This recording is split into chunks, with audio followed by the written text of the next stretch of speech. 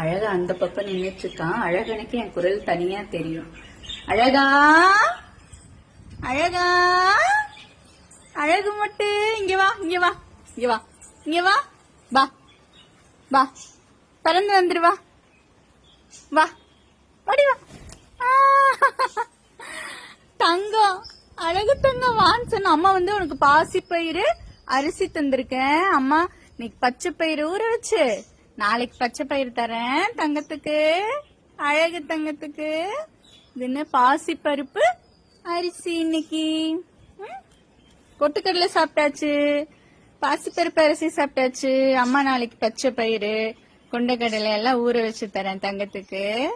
அம்மா குரல் தெரியுமா? அழகா அழகா இந்தா இந்தா இந்தா. அழகு தங்கம்மாங்க, அழகு தங்கம்மா நீங்க. அழகு